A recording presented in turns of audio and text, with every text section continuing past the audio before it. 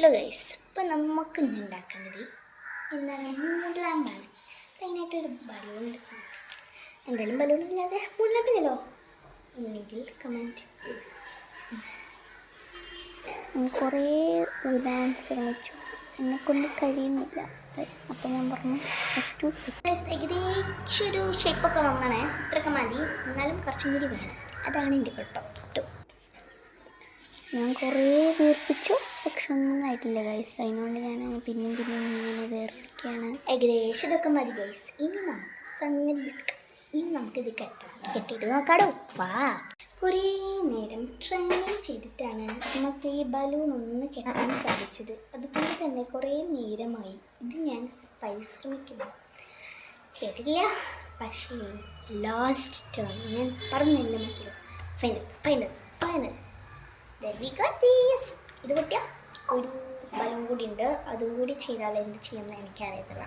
Okay, അപ്പോൾ നമുക്ക് നമ്മളെ സാധനങ്ങളിലേക്ക് ഒട്ടിക്കാം. Tissue paper. അപ്പോൾ ഗൈസ്, ആ ചൂടിൽ നിന്ന് നമ്മൾ ഇങ്ങോട്ട് വന്നിട്ടുണ്ട്. ഇനി നമുക്ക് നമ്മളെ ടിഷ്യൂ പേപ്പേഴ്സിലേക്ക് ഒട്ടിക്കാനുള്ള പരിപാടിയാണ്. അപ്പോൾ നമുക്ക് ആ ഒട്ടിക്കാനുള്ള പരിപാടി ഒട്ടിക്കണം.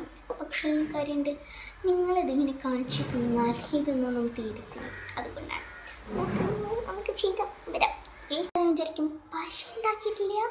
യെസ് ഗൈസ്, നമ്മൾ ഒരു പോയിട്ടുണ്ട്. ഓക്കെ, ഇതാണ് നമ്മൾ പശ, ഹോംമെയ്ഡ് പശ.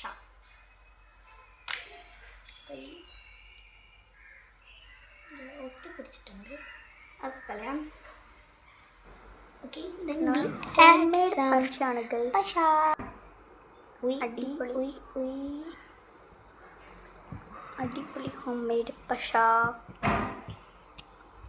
Okay, then കുറച്ചും കൂടെ അപ്ലൈ ചെയ്യാൻ ഇപ്പോൾ കുറച്ചും കൂടി വെയിറ്റ് ചെയ്യാം. കുറച്ചും കൂടെ അപ്ലൈ ചെയ്യാം കേട്ടോ. ഓക്കെ, കുറച്ച് വെള്ളം ആഡ് ചെയ്യാം. വാ, വെള്ളം ആഡ് ചെയ്തിട്ടുണ്ട്. നമുക്ക് കുറച്ചും കൂടി ടൈം. അപ്പോൾ ഗൈസ്, ഞാൻ ചെയ്ത് ഇനി ഈ ഒരു പരിവായിട്ടുണ്ട്. രണ്ടാമത്തെ കോട്ടിങ്ങാണ്. ഇനി നമുക്കിതും കൂടി ചെയ്തിട്ട് കാണാം കേട്ടോ.